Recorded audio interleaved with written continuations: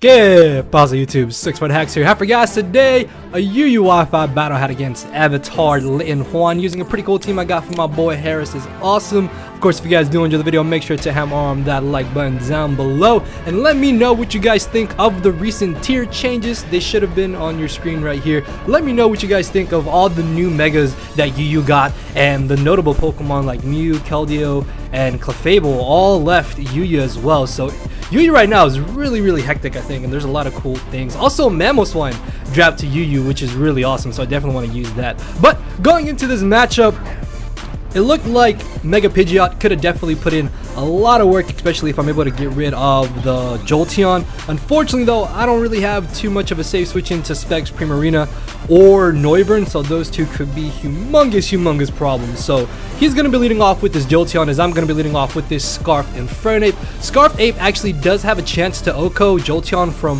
full HP, but I don't want to take that chance, so I'm just going to make the safe turn. The save move and going for the U-turn, which is really nice because he does end up switching directly into his Hippowdon, allow me to bring in my Swampert. Unfortunately, by bringing in my Swampert, I do kind of bait him to want to bring in the Amoonguss. The thought of switching into Primarina also crossed my mind, but by getting up Stealth Rocks very early on in the match, I can start getting that residual damage on his team, especially on the Primarina and the Noivern, because like I said, those two are easily the biggest issues in this match. As I do get up my rocks, he is going to most likely go for the Giga Drain this turn, or probably try and go for the Spore, wanting to see what I'm going to do. I thought about hard switching directly into my Mega Pidgeot here, but last second I was like, he could definitely go for Spore, so I do make the safe switch into my own Amoonguss, as thankfully he does go for the Spore, and I didn't end up bringing in my Pidgeot, which I think is what I'm going to do this turn, because if he doesn't have the Hidden Power Fire or the Sludge Bomb, then there is a good possibility that he may want to try and switch out here into his Noivern or into his Scrafty potentially. So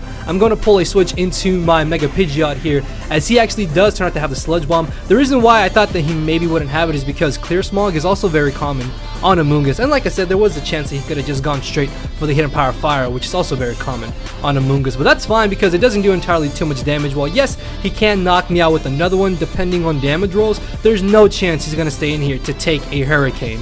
So the thought of going for the Heat Wave or the U-turn to potentially catch the incoming Jolteon did cross my mind, but honestly, I'm a Mega Pidgeot. Anything that Mega Pidgeot goes for is going to be doing a lot of damage to a Jolteon. Even this Hurricane, I think, still would have done some decent chip damage to Jolteon, as luckily I'm able to knock out the incoming Noivern. Good thing I did not go for a U-turn there, because I might have had to sack something off to that Noivern, depending on how things went, because I don't know if Stone Edge would have knocked out Noivern. No, I might like would have missed, but I probably wouldn't have risked that anyways. So thankfully, one giant threat is gone, as in comes the Hippowdon. I do have a chance to 2 KO Hippowdon depending on his EV spread, but I really don't want to risk that because there's the possibility that he's got the Toxic or that he's got the Yawn, and that would be really bad for me because Mega Pidgeot is definitely a huge threat to my opponent's team. As I U-turn directly into my Primarina, he didn't go for a status move, and he did make the good play in going for the Stealth Rocks, knowing that he could easily chew a Hurricane and probably expecting me to switch out, as I'm in a very good position right now. His only answer to Choice Specs Primarina is his Amoonguss, which is a very obvious switch in on his part to do. And while me locking myself into Choice Spec Psychic is kind of questionable because he does have Scrafty, as long as Scrafty doesn't get up 2 Dragon Dances, it shouldn't be entirely that huge of a problem at all. So I am luckily going to catch the incoming Amoonguss, which is absolutely amazing because after the rocks and the sand damage, it is going to go down, and that is his only answer to my Primarina now gone, as he can bring in his own Primarina. And like I said, I don't really have too safe of a switch in to this outside of my Amoonguss, which he could very well predict me to bring in my own Amoonguss this turn like I predicted him. So I did think about staying in and maybe going for another Psychic, but because I do know I still got a lot more use for my Primarina later on in this match, especially to deal with his Hippowdon, I am just going to make the safe switch into my Amoonguss. Even if he had predicted me there and had knocked me out with the Psychic, I don't think it would have been entirely too bad, because I could have still potentially pressured this Primarina, and I do still have my Swampert to stop that Jolteon from just freely Volt Switching as he pleases. So he is going to switch out here knowing that he's not going to be able to knock me out with another Moonblast. That Moonblast actually still did a lot of damage, especially because it is resistant, man. Specs Primarina is absolutely absurd in UU. I'm surprised by just how good it is in the UU tier, especially because Primarina was like the one Pokemon, or the one starter I mean, that I really didn't like or care about, and honestly I think it's probably starting to become my favorite to use in competitive play. So I'm able to put the Scrafty to sleep. This time he doesn't get the very first turn Wake, which is absolutely amazing for me because I'm going to be able to make a switch directly into my Pidgeot. This might have been a little bit risky, but there was a chance that he was either going to go for the Dragon Dance or maybe stay asleep, as luckily he does stay asleep, and I'm gonna go for the Hurricane. He's got no safe switch, and even if he brings in Jolteon, it's still gonna take a whole lot of damage. So I'm able to pick up a KO here, knock out the Scrafty as in comes the Jolteon. Unfortunately, I think I am in range of where Rocks can knock me out, and Jolteon does naturally outspeed Mega Pidge, so I'm gonna have to leave it in here for Death Order as he reveals to have the Hidden Power Ice and not the Hidden Power Grass, which is absolutely amazing for my Swampert because now Swampert can still check this Jolteon if I do lose my Amoonguss. So as he knocks me out, I can get a free switch into my Scarf and Fernape. I really thought about going for the close combat here. Actually, no, I think I do close combat. I thought about going for the U-turn, but I thought close combat or Flare Blitz was still a decent play, just because even if he does want to switch directly on now into his Hippowdon like he does here, Jolteon is still going to be taking that chip damage from Rocks, and I'm still going to be doing a decent little bit of damage to the Hippowdon. As you can see, I do about a solid 25-30%, which is absolutely great, because now if he switches out, that means he's going to be at lower HP, and it's going to be a lot easier for me to deal with. But if he does want to stay in here and go for the Slack Off, then that just gives me a free switch into one of my other Pokemon, which is going to be Swampert, because there was the possibility that he maybe was going to go for the Earthquake, although I thought him switching out or him going for Slack Off were his two better plays to make, as he makes an excellent double switch, knowing that I wouldn't stay in and knowing that Primarina can easily chew a close combat. He's going to bring that in, and now I'm in a bit of a tough scenario because much like earlier, he can easily predict me to bring in my Amoonguss, because again, that's my only answer to this monster. So I make a questionable play here by leaving in my Swampert. In hindsight, I almost kind of wished that I sacked off Amoonguss here, because keeping Swampert would have been absolutely amazing for me to be able to deal with the Jolteon still and be able to deal with the Hippowdon a lot better, because with Jolteon having HP Ice, he can do super effective damage to Amoonguss. While it may not be a lot of damage, Amoonguss doesn't typically outspeed Hippowdon, and then he can put me in range of where Earthquake is going to knock me out anyway. So I really think I should have just sacked off Amoonguss here, as I'm going to be able to chew two Psychics because Swampert is absolutely amazing, and I'm going to be able to knock out the Primarina with the Earthquake, which is great because at this point, his last two Mons are the Hippowdon and the Jolteon, and it looks like things are really in my favor unless I get really unlucky or get hacks, which can definitely happen. So in comes the Jolteon. At this point, obviously I don't have any use for my Swampert. I want to see what he's going to go for, plus I can rack up the Life Orb damage and the Sandstorm damage if it doesn't end this turn. So he's going to knock me out with the Shadow Ball,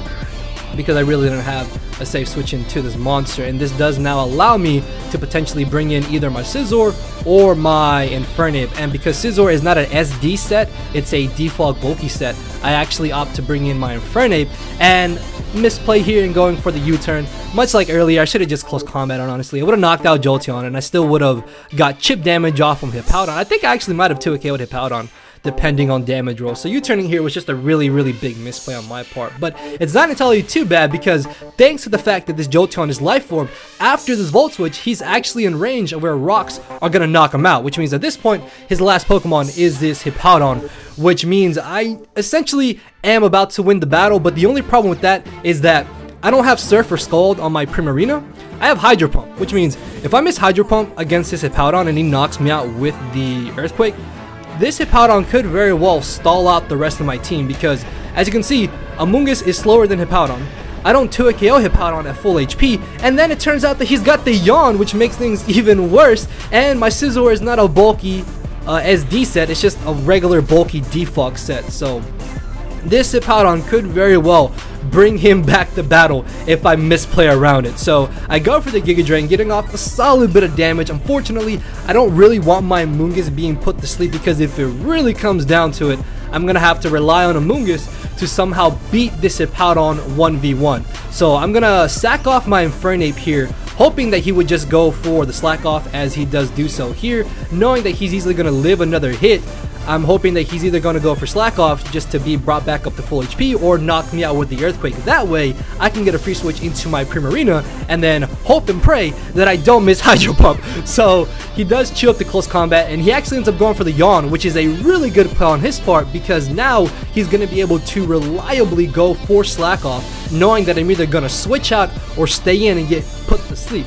And if I do stay in and get put to sleep, that gives him a potential chance to go for another slack off if he doesn't opt to knock me out. And if he really wanted to stay in here and try and stall out my close combats, eventually I would have stayed in and knocked myself out to struggle, because at this point all I need to do is get a free switch into my Primarina, and like I said, not miss Hydro Pump, because if I miss Hydro Pump, then I could very well lose to this Hippowdon. So I'm going to bring in Primarina. I can live one Earthquake because this Primarina isn't running any HP investment. And of course, I missed the damn Hydro Pump.